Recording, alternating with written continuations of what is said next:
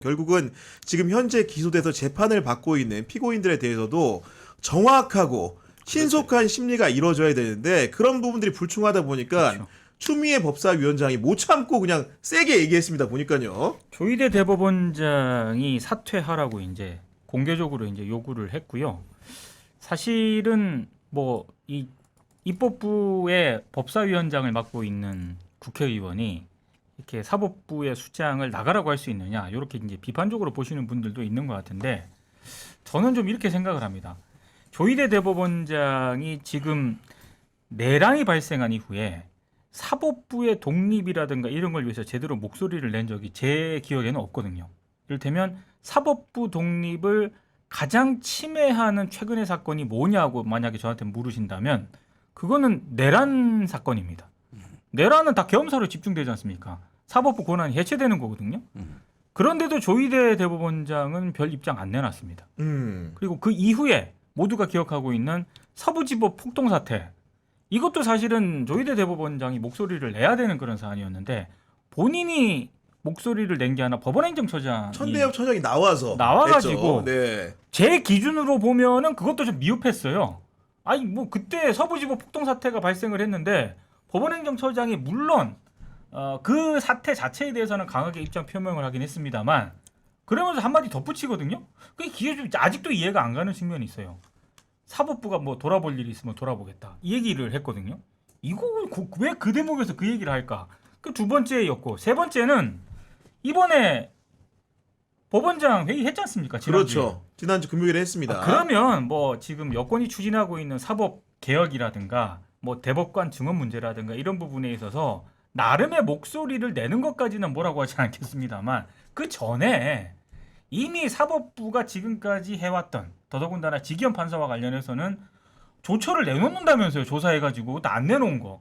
최소한의 사과라든가 뭐 이런 부분에 대한 어떤 그게 먼저 입장 표명이 있고 뭔가가 나왔으면은 그나마 저는 이 정도까지 여론이 좀 악화가 되진 않았을 텐데 그거 없이 그냥 반대한다라고 얘기를 하니까 좀 자초한 측면이 있지 않나 이런 생각이 아니 듭니다. 더 결정적인 게 있죠.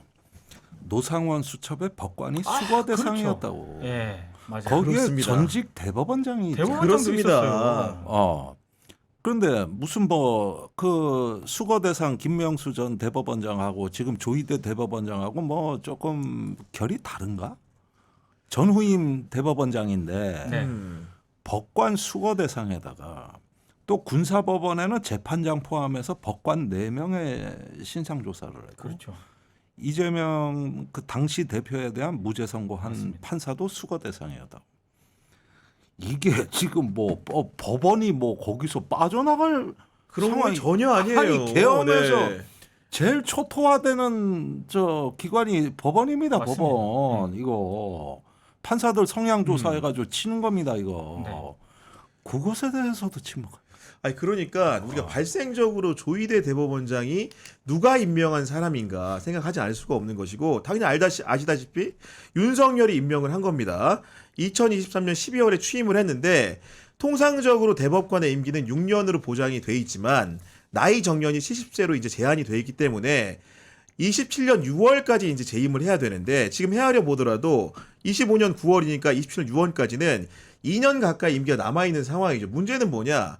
내란 사건 재판이라는 것도 차곡차곡 1심 지나 2심, 2심 지나 3심으로 가게 돼 있는 거거든요. 네. 결국은 조희대 대법원장이 내란 그런 행위에 대해서 가지고 있는 가치관에 대해서 우리가 긴가민가 하다 보니까 법원이 지금 현재의 조희대 대법원이 가이드하는 대로 우리가 믿고 가도 되게 좋은가?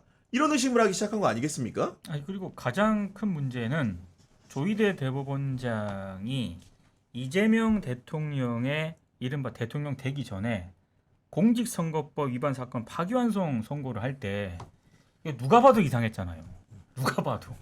많이 이상했죠. 그냥 아니, 이상한 게 아니고. 예. 그리고 사실 국민이 지지하고 있는 그때 당시 대선 유력 후보를 사법부가 자격을 문제 삼으면서 후보 자격을 박탈시키려고 했었던 누가 봐도 자 그런 부분에까지 의심을 받고 있는 그런 상황이었는데 조희대 대법원장은 여기에 대해서도 가타부타 얘기가 없어요. 예. 그 그러니까. 뒤에도요. 그러니까 모든 조희대 대법원장은 물론이고 사법부에 관해서 신뢰와 직결되는 그런 여러 가지 의혹 사건들에 대해서 사법부 수장으로서 뭔가 명확한 입장을 밝힌 적이 하나도 없습니다. 그렇네. 그러니까 그게 핵심이네. 당연히 조희대 대법원장의 사법부를 못 믿겠다라는 불신이 올라갈 수밖에 없는 것이죠. 그러니까 결국은 이제 이재명 대통령의 그런 공직선거법 위반 사건 심리 과정 같은 경우에도 심지어는 이제 소수 의견을 쓴 대법관들이 이 심리 부족, 투명성의 문제, 그 판결의 적절성 문제에 대해서 기록을 남기지 않았습니까? 그 정도쯤 되면 아까 말씀해 주신 것처럼 대법원장 본인의 소신을 밝힌다거나 그렇죠. 혹은 그 상세한 설명이 좀 필요한데 누가 봐도 이상한 빠른 선고를 내리면서 하등의 설명이 없었기 때문에 그런 부분들에 대해 의심을 하는 것이고 지금도 그 지기현 재판부를 비롯한 내란 사건 재판의 양태에 대해 가지고 많은 분들이 이제 이 사건의 중차대성에 비추어서 신속하고 정확한 심리를 요구하고 있는데 거기에 대한 입장을 대법원의 입장을 듣지 못하다 보니까 불편해하는 감정들이 응축되어 가지고 결국은 정치권에서 빵하고 터진 걸로 보이는 거거든요, 의원님. 아니 그러니까 사실은 저는 우려스럽기는 해요. 이렇게 이제 사법부하고 어떤 여당하고 충돌하는 게 분명히 좋은 모습은 아니고 이거는 정부 여당의 지지율에도 득점 요인은 아닙니다. 그렇죠. 그런 면에서 일단은 또 내란 특별재판부라는 그 용어의 과격성도 상당히 많은 오해의 소지를 또 낳을 수 있는 이런 부분이었기 때문에 민주당에서도 앞으로 뭔 말을 할 때 충분히 숙고하고 연구해서 정확하게 정밀 타격을 하는 이런 어떤 자세는 좀 필요하다고 봐요. 그러다가 또 전담재판부라고 말을 용어를 이렇게 바꿨죠. 해놓고는 그렇게 하면서 이렇게 서서히 찾아가다 보니까 먼저 질러대고 이렇게 하는 것들이 조금 불안해 보이긴 하거든요.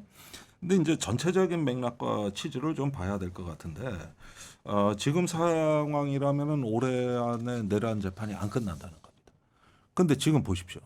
이렇게 재판이 안 끝나고 있는 이 나라에서 벌어지는 일들이 윤어게인 극우에다가 이게 국제화되고 네. 예, 이게 이제 어떤 저기 지금 이제 미국에서 유력 인사들이 이재명 대통령을 차이나리라고 부르대. 네, 차이 나리요? 중국인 만든 대통령이다 이거지. 그래가지고 거기에 저번에 미국의 신보수주의 시팩이라고 있잖아요. 네. 네. 거기에 집회에서 모스탄 등이 저기 이재명 대통령을 차이나리라고 불러요. 야, 충격적이다. 그런 언사가 가능하다는 게. 네. 그러니까 부정선거, 그다음에 중공 북한 개입, 여기에다가 이제 교회 탄압, 요 세 가지가 전략적 아젠다 세 개가 세팅이 끝났습니다. 세팅이 끝나니까 극우 세력이 한미 극우 세력이 빠르게 결집하더라 이거예요. 근데 이게 과거에는 각자 국내 정치의 문제였는데 지금은 외교에까지 영향을 미치는 단계로 심각하게 가고 있어요.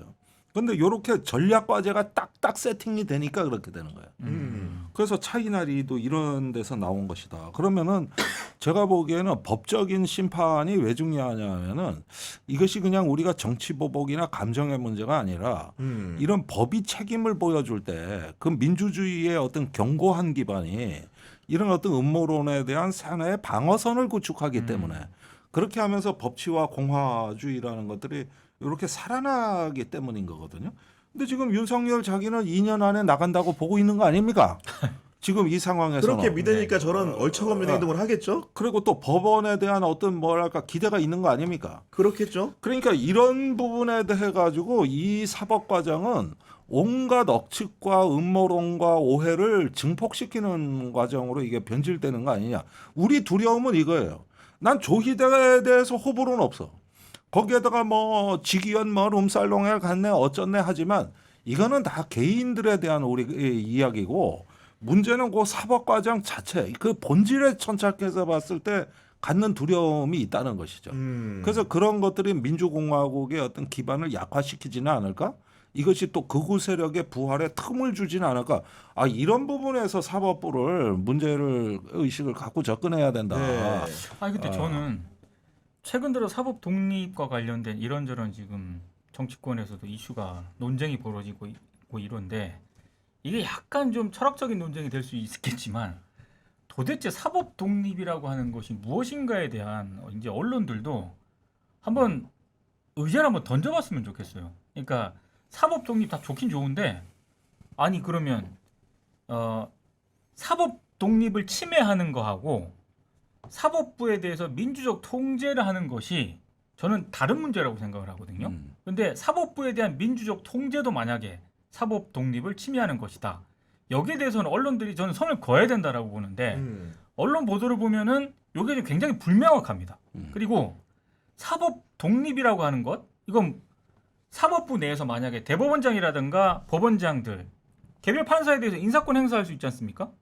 그 인사권을 개별 판사에게 행사하는 것은 그건 또 사법 독립 침해 아닌가? 그러니까 이게 다양한 층위가 있는데 그냥 무조건 정치권에서 국회에서 뭐라고 얘기를 하면은 그건 다 사법 독립 침해다.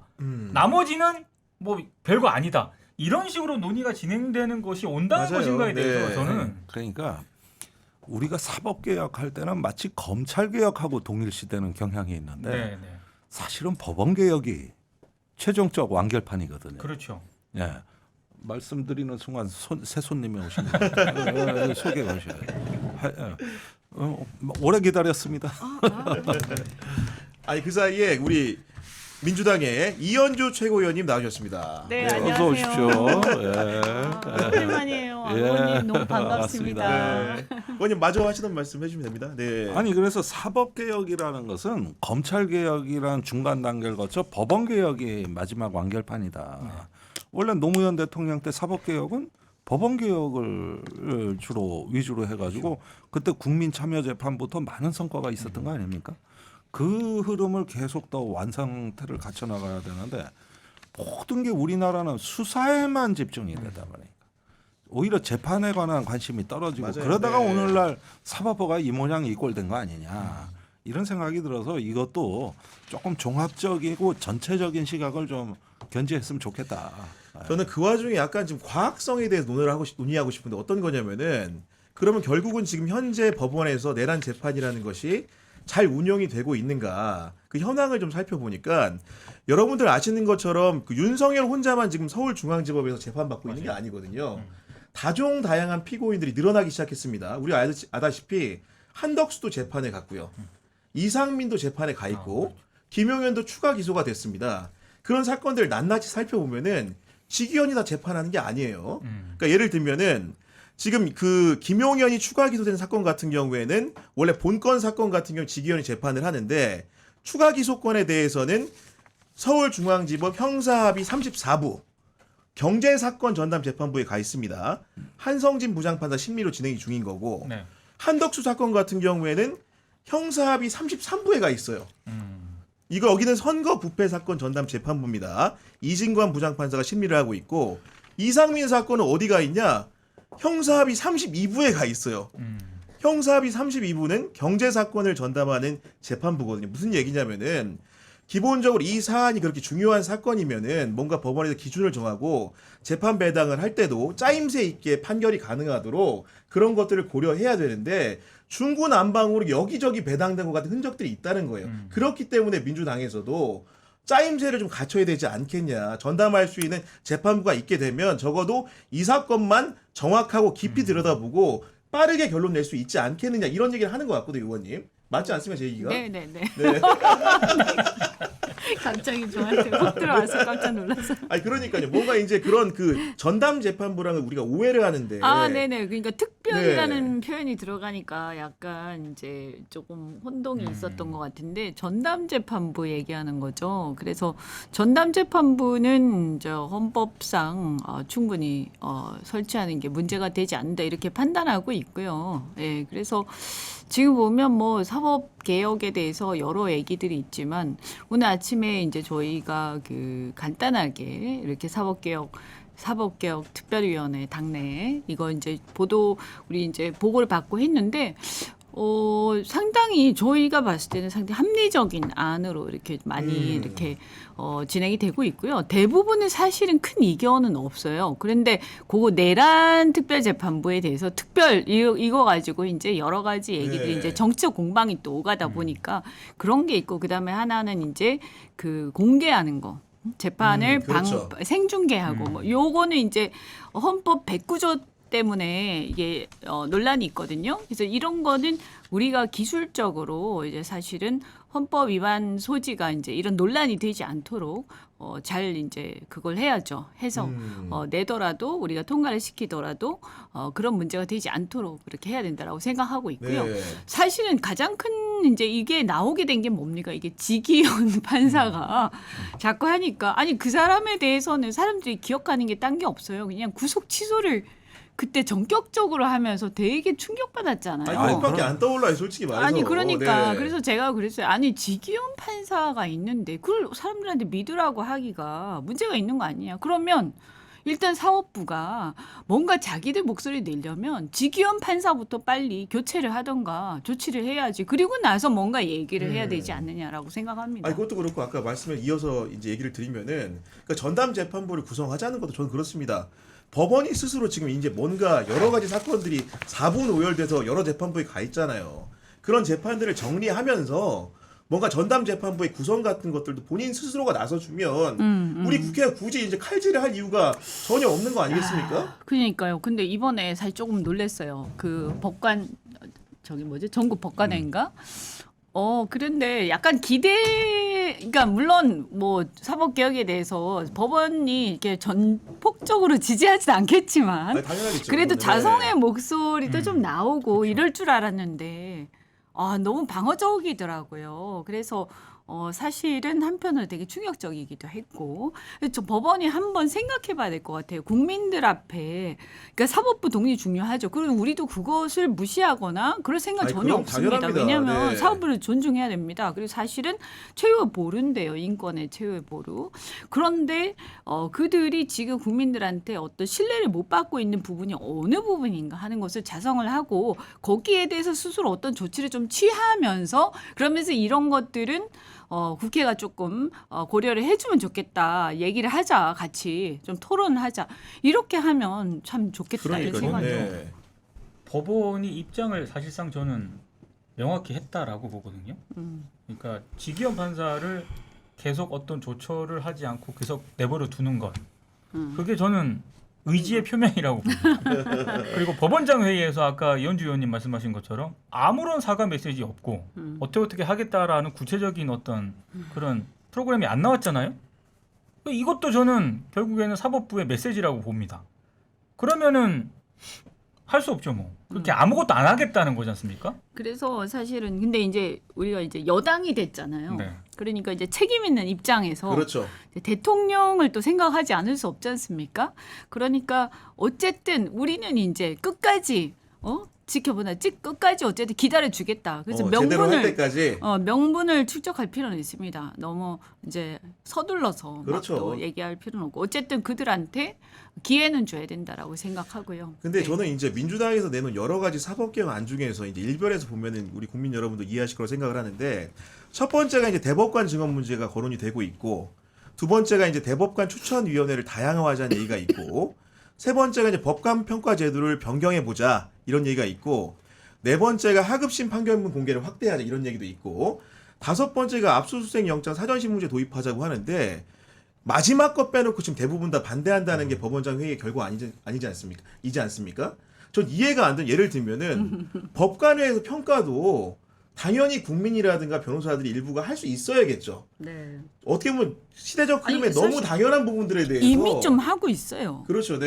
네, 대한변협에서 이미 하고 있고 그 평가 결과 공식적으로는 반영이 되지 않지만 사실상 상당히 이렇게 회자되고 있습니다. 이미 그렇군요. 하고 네. 그것이 그냥 지나가는 변호사 몇 명이 얘기하는 게 아니라 대한변협에서 공식적으로 하는 거기 때문에 상당히 영향력이 있습니다. 이미. 그러니까 이런 모든 제 얘기는 이런 개혁 안건들을 그냥 사법부에 대한 침해라고 블로킹하는 것은 너무 무책임한 태도가 아닌가라는 얘기를 지금 하고 있는 겁니다, 의원님. 네. 아니 그런데 이거는 다 상권분립 원론에 다 나오는 얘기예요. 견제받지 않는 권력은 그거 이런 어떤 그 민주주의 원리에 어긋난다고. 그 몽테스키웨가 한 얘기가 갑자기 왜 이렇게 원론적인 아니 얘기를 뭐 상권분립 얘기하는 사람 아닙니까? 그런데 권력은 권력으로 견제해야 된다. 네. 이 얘기한 사람 아닙니까? 그런데 이 아까 통제라는 말을 쓰셨는데 저는 견제라는 말이 적절하다고 봅니다. 통제는 이게 그 저기 뭐냐 우열을 뜻하는 말이기 때문에 그게 아니라 입법, 사법, 행정은 서로 서로 견제. 통제하는 관계가 아니라 서로 견제하는 관계거든요. 그러면 여기에 대한 룰을 입법부가 참여한다. 이 부분은 어떤 상권 분립에서 이 굉장히 이거 우리 민주주의 아버지들이 강조했던 아니 부분이거든요. 사실요. 법원이요. 또 국회가 하는 일에 그렇게 따지면 국회의원들의 개별 사건도 그렇고 국회와 관련된 여러 법안에 대한 국회가 한 어떤 입법 행동 이런 거에 대해서 어쨌든 헌법재판소나 이런 데서 권한쟁의 심판도 하고 여러 가지 이미 국회는 견제받고 있습니다. 사법부에서 꼼짝없이 우리는 뭐 왜 법원이 이런 걸 우리 판결을 법원이 하는 거냐? 왜 이런 것까지 관여하느냐? 예를 들면요. 우리가 한 입법의 효력에 대해서 그 효력을 다투는 여러 가지가 있지만 헌법재판소든 아니면 또 그것을 대법원에서 위헌 제청을 하잖아요. 그렇죠. 위헌 네. 법률 심판. 이거 다 입법부 견제하는 거거든요. 그럼 우리도 똑같이 얘기하게 이건 우리 입법부 권한인데 왜 이것을 법원이 막 위헌 법률 심판 제청을 하고 이걸 왜 헌재가 결정을 하느냐? 우리 권한인데 그러면 그것도 똑같은 논리 아니에요? 그러니까 이거 다 교과서에 나오는 얘기야 이거. 그렇게 서로 서로 간에 그렇게 하는 걸 견제하라. 다 인정하잖아요. 이게 상권 분립은 그렇게 견제하라고 만든 제도야. 그러니까 무슨 얘기냐면 불신을 기초로 만들어진 게 민주주의입니다. 사법부 혼자 독립적으로 판단하면은 믿을 수 없다. 입법부가 모든 것을 자체적으로 밀실에서 결정하면 믿을 수 없다. 행정 권력 믿을 수 없다. 믿을 수 없으니까 견제하라는 거 아닙니까? 그러니까 이런 부분들을 다 그렇게 하라고 그걸 시켜놨는데 이 자체가 어떤 그 사법부 독립을 침해하는 거라 그러면 그 민주주의 하지 말자는 사실 얘기죠. 입법부는 국민들이 선출된 권력이잖아요. 그리고 여러 가지 뭐 언론으로부터도 그렇고 정부로부터도 그렇고 견제를 많이 시민으로부터도 견제를 많이 받아요. 근데 사법부는 선출되지 않은 권력이란 말이에요. 그리고 사법부 독립이라는 이름으로 어떠한 견제도 안 받으려고 한단 말이죠. 오히려 더 위험한 거죠. 그러니까 아까 그 얘기하니까 제가 생각했는데 저는요 개인적으로 이게 제 개인 견해입니다만 저는 법관들도 대법원장이라든지 법원장 정도는 선출하는 게 맞다고 생각해요. 오히려 그렇게 해버리면 사실 어떻게 대법원장이 직위원 판사를 계속 그러니까요. 두겠습니까? 민주적 통제가 가능하기 아니 때문에. 그럼요. 네. 아니 여러 나라가 많은 나라가 실제로 법원에 이제 일반 판사들은 안 그렇지만 법원의 헤드 그러니까 법원 장급에 해당하는 사람들은 선출을 합니다. 그럼 만약에 이게 일반 국민 선출로만 하는 게 그렇다. 그러면 법원의 그 소속 판사들하고 일반 국민들하고 뭐 이렇게 좀 분배해가지고 평가해도 되고요. 네. 네, 저는 어쨌든 간에 간접이든 직접이든 사실 선출이 좀 필요하다고 생각해요. 너무 여론을 신경을 안 써요. 맞아요. 지금 시대에는 국민들이 굉장히 똑똑하고 지식이 높지 않습니까? 그런데 사실 우리도 그런 거 많이 느끼거든요. 국회의원들보다 어떻게 보면 더 많은 지식을 전문 분야에서 갖고 있는데 이런 국민들을 상대로 해가지고 그냥 내가 법률 전문가니까 그러니까 내가 하는 것이 모두 옳고 또 받아들여라. 이런 건 안 된다는 그래서 거죠. 이것이 그러니까 근데 사실 법 정서도 시대에 따라서 변해가는 거 아닙니까? 옛날에는 쿠데타에 대해서 굉장히 관대했다면 지금은 있을 수 없는 일이지 않습니까? 근데 이런 것들에 대해서 전혀 민심과 동떨어져서 아닙니다. 우리는 민심을 지배한다는 얘기인가요? 민심 위에 있다? 그런 게 어디 있습니까? 어쨌든 그들도 삼권 중에 하나고 그래서 저는 특히 뭐 대법관 증언 같은 경우는요. 예를 들어서요. 대법관을 증언을 하면 이게 지금 보면 한 2배 정도 이렇게 하겠다라는 건데 지금 막 일이 밀려서 엉망이잖아요. 그래서 심지어는 상고재판부 뭐 따로 두자 이런 얘기까지도 스스로 얘기를 했었는데 한때 그랬죠. 아니 네. 그러니까 그거랑 비슷한 취지예요. 뭐 모양은 다르지만 이 일이 과다하니까 업무가 과중하니까 좀 나누자. 그래서 법관을 좀 늘리자 대법관을. 지금 이미 대법원의 그 재판 연구관들이 그러니까 밑에 이제 그 대법관들을 재판하기 위해서 필요한 자료를 수집하고 그것을 1차적으로 초안을 작성해주는 연구관들이 있어요. 그 법관들이 전부 다. 음. 그 법관들 숫자가 이미 100명 넘게 있어요. 그러면 그 사람들은 뭐예요? 그 사람들이 다 해가지고 이 14분이 이제 판결을 하는 거란 말이에요. 그러면 사실상 이미 100몇십 명이 하고 있는 거 아닙니까? 그러니까 이것을 하나 좀 늘려서 지금 26명 또는 30명 정도까지 해서 한 2배 정도로 늘리자라는 것이 뭐가 문제냐.